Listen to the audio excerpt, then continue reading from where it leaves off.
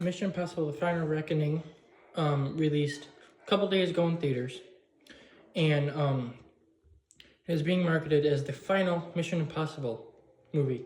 I hope that's not true, but if it is, it was a great send off.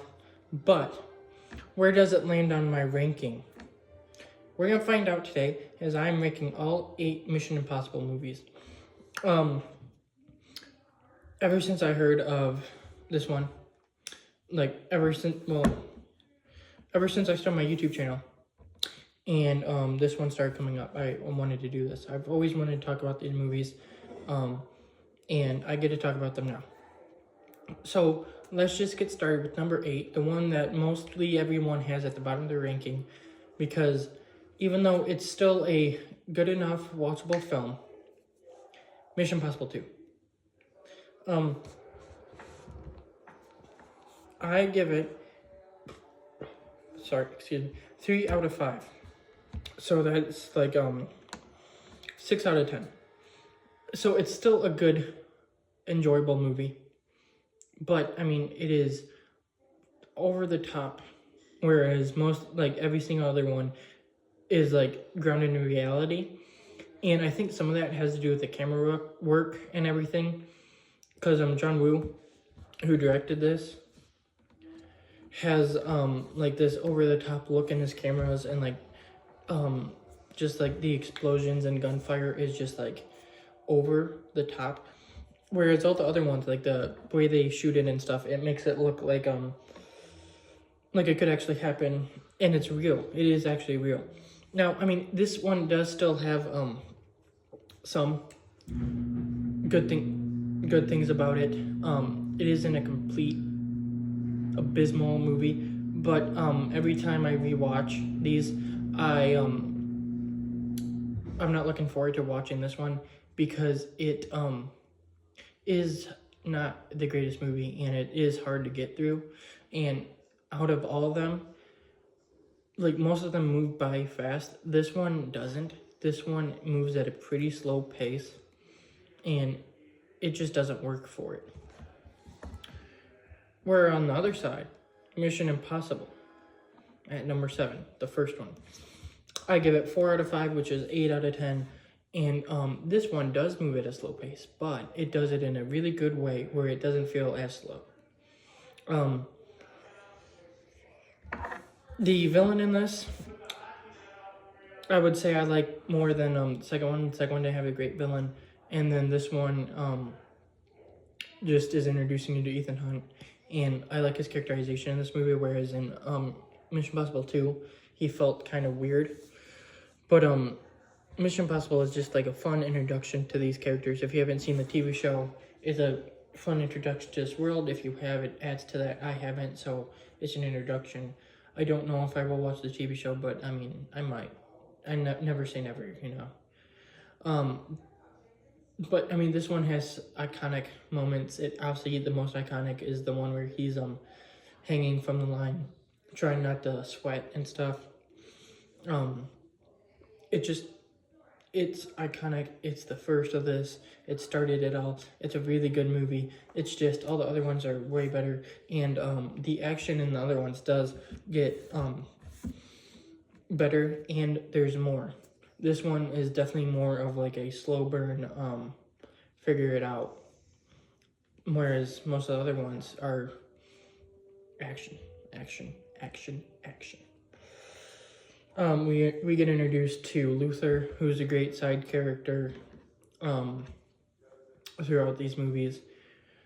We get introduced to Kittredge, who will come back into play. We get introduced to Jim Phelps, who was the main character of the TV show. So if you've seen that, you know who he is. If you don't, he's just this guy. Emilio Estevez is in it, and he's really good. And Jim Phelps will come back into play a little bit too, somewhat. It's just, this is how you start right. And that ending, every time Ethan's in the plane, and then he gets the cassette, and then it cuts to the music. That's awesome. Now at number 6 is Mission Impossible Ghost Protocol. which is a 4.5 out of 5. So that means that this franchise is definitely one of the best action franchises. If 4 and up is the 5 is, there's 5 of them that are 5, there's one that's 4.5, and then there's one that's 4 and one that's 3. It's really consistent. But one, that there needs to be some at the bottom, and Ghost Protocol is at the bottom. Now, I still really, really, really like this movie. It's 4.5. It's got fun action. I think it's directed really well. Jeremy Renner's character, I love in it. Luther is in it in a little cameo. So one thing I don't like is that he was kind of sidelined. The team in this one's pretty good. Benji becomes a big character after being like introduced in the third one as like a mini side character. Tom Cruise is great. He does the Burj Khalifa scene, which a lot of people like is one of the famous things of this. Jeremy Renner's character is great. I just want to mention that. He was just great, and him and Tom Cruise have this cool dynamic. It's got cool action. The villain in this is not good. I think that's what brings it down a little bit. I just don't really like the villain. But I do really, really enjoy this movie, and I think it's one of the more watchable ones. And I think every single Mission Impossible movie besides 2 and sometimes 1 is just entirely watchable, where you can just put them in at any time, any order. Like you could go 5, 3, 7, 4, 6, 8, 1. I don't know, but like you can do it in any order, and they're just all amazing, and you could just watch them. And I think this one, I think some of that has come from Brad Bird, who did the Incredibles movies, and I mean he just has this like cool direction.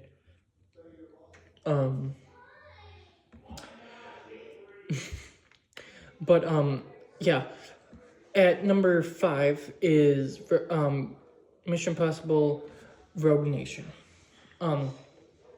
This is a 5-star movie, 10 out of 10. From here on up, it's just peak.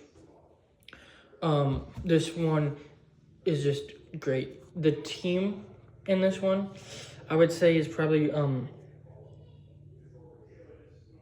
yeah, I'm gonna say this is probably, if not my favorite, one of my favorite teams in the entire series. I mean, you got Ethan Hunt, you got Jeremy Renner's character, you got Benji, you got Luther, you got Elsa Faust, Alec Baldwin. I'm not a biggest fan of him as an actor or a person, but he's really good. William Brandt, Jeremy Renner. William Brandt is a phenomenal character. Would have been way worse if it wasn't played by Jeremy Renner. Jeremy Renner just brings like a special thing to this role, and I really like that role. But you get introduced to Lane, played by Sean Harris, who's a pretty good villain. He obviously comes back in Fallout. You get the scene where Tom Cruise hangs off a plane. The first time he'll do it in the franchise, not the last. It's a really, really fun movie. Action's awesome, story's awesome, characters are awesome, everything is awesome. I just think that the other ones do it better. Even though this one does it pretty much freaking like fantastic. At number 4, we've got Mission Impossible 3.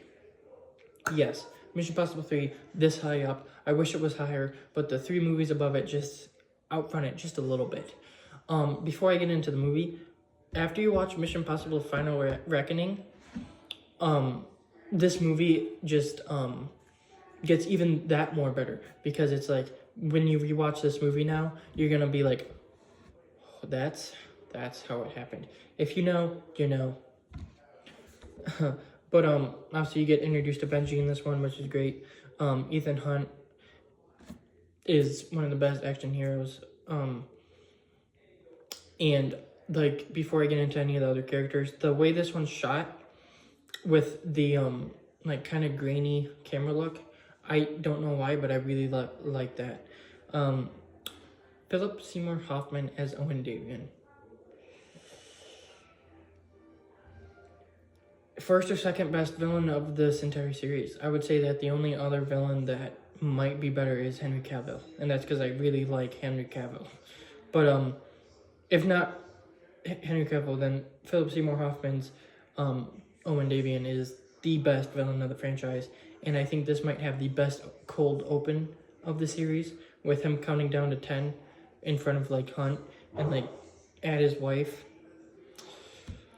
But I mean, it's such great. I think the action is really cool, and it's like that 2000s like cool gritty action. I think that Julia was a cool addition. You get Kerry Russell in here, who was a good part. You get Lawrence Fishburne in here, and he's always awesome to see. Simon Pegg obviously introduced. You get Maggie Q as Zen, who was pretty good to the team. Luther is great.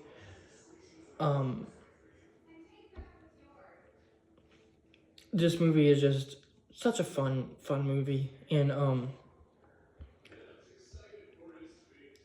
it's just, I really love it. The first four have like, they're all different from each other, and then like the fifth one is different from them, but fifth onward all pretty much feel the same, and that's because it's by the same director. But I really like the way that they do this one, and it's directed by J.J. Abrams, who did Force Awakens, Rise of Skywalker, which I love both of those. Not as much as this one. This is the best movie, but I really like those other two, even though some people don't. He did Star Trek movies, which I haven't seen. Super 8 for those who have seen it.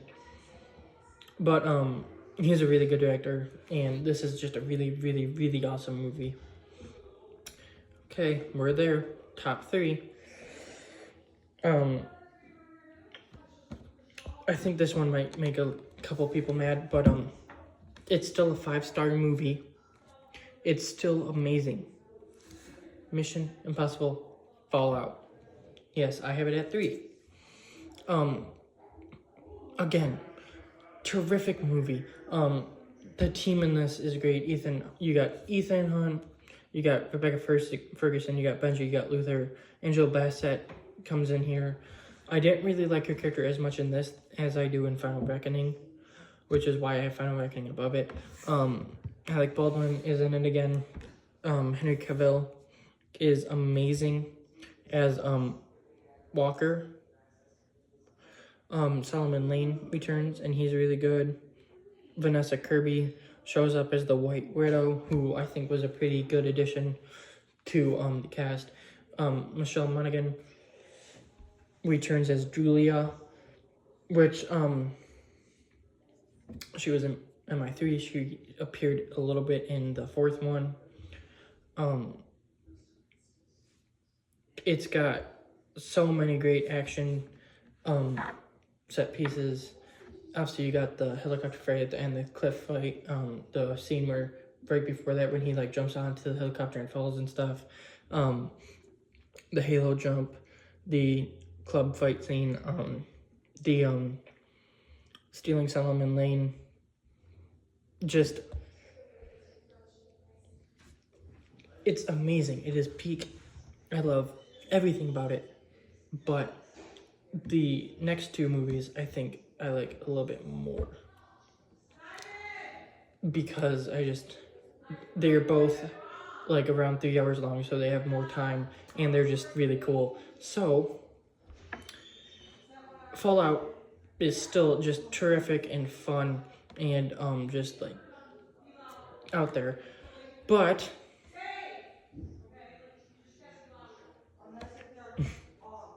my family's talking. They just needed to but in second place is Mission Impossible, drum roll please, Dead Reckoning. Yeah, you guys didn't expect that. I'll get into why Final Reckoning is the top 1, but Dead Reckoning, or as it originally was titled, Mission Impossible Dead Reckoning Part 1. That's what it says on the steelbook I have. I don't know why, but I mean, this movie is just so much better than all the other. No, not so much better, but it's like better than all the other ones except for one.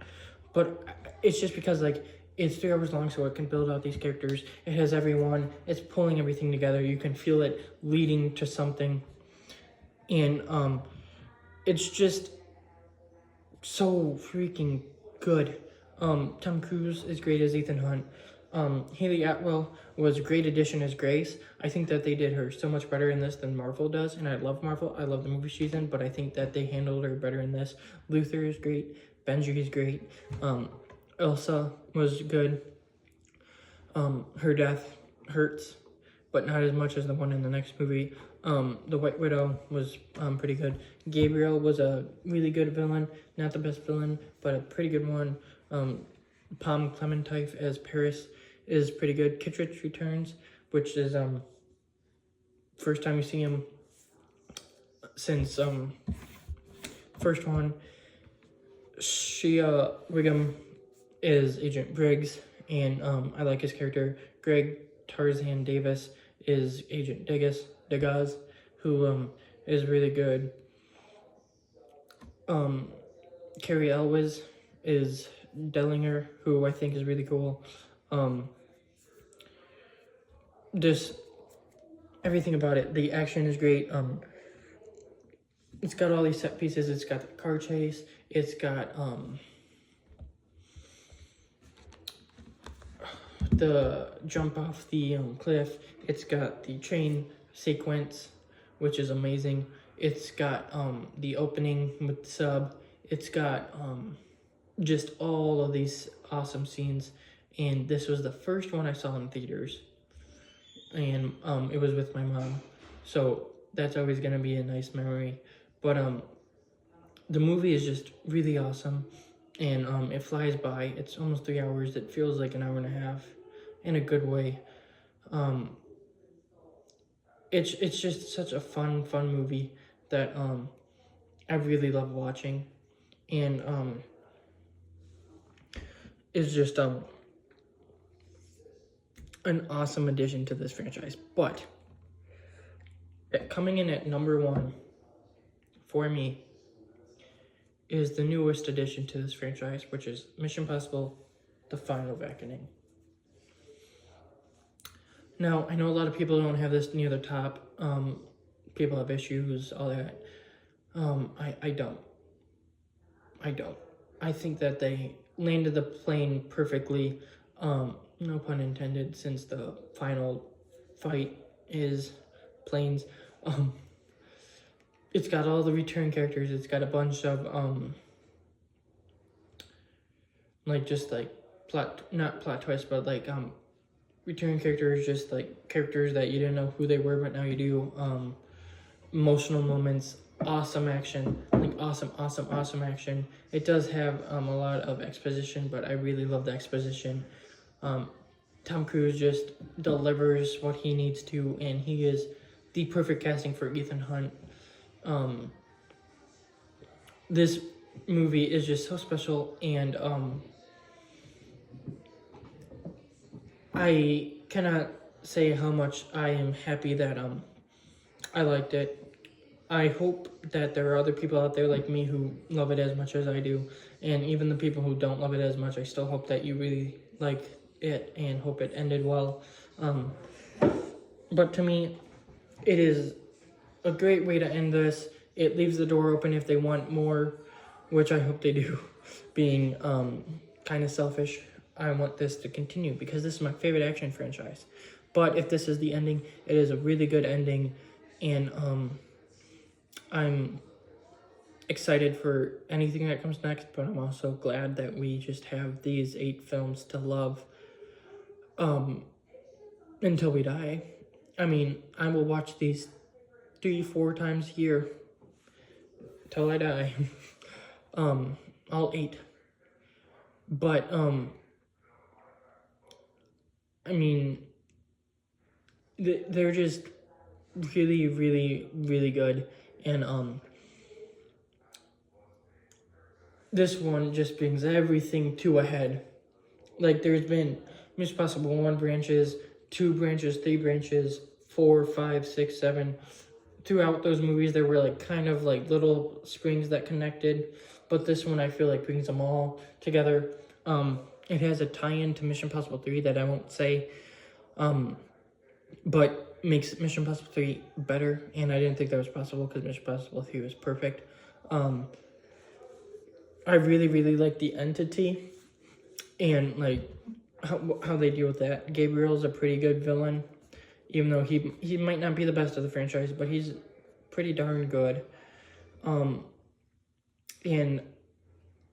I just think that they like I just think that Tom Cruise and Christopher McQuarrie knew what they wanted, knew what the fans wanted, and they delivered it. Every scene leads to something, every scene sets up something, every scene pays off something, every scene is needed. I have heard some complaints saying that like there was flashbacks put in weird places and stuff. I mean, could they have been placed in a little bit of better spots? Probably, but I mean, does that really matter to me? No. It just gives most of these characters great endings. I would say most of them, but there is one. I don't want to spoil it, but his ending kind of makes me sad.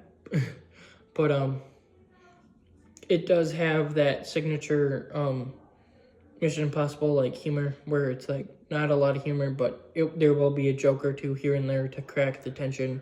It has tension, like a lot of tension. And I mean, I couldn't have asked for a better way to send these people off into the sunset. Like if I ever get the chance, I will have to thank Tom Cruise for this. I'm never gonna get the chance, but I mean, there's always a possibility. But yeah, that's my ranking of the Mission Impossible movies. This was shorter than my Mission Impossible review, which is weird, but I mean, this is an action franchise, so it's not like it's the easiest to talk about. It's not like I can talk about these movies each like 10 minutes because well, that would make a long video, and they're action movies, so it's, even though they're different and they're really good, they are kind of like the same, like villain, action, do it. But I mean, they all do it so good. This is the best action franchise, and I will just always love these movies, and I hope that you guys love them too. Give me your ranking in the comments, and like, subscribe if you can. I would really appreciate it. And stay tuned for more videos, please. Thank you for watching. Peace out.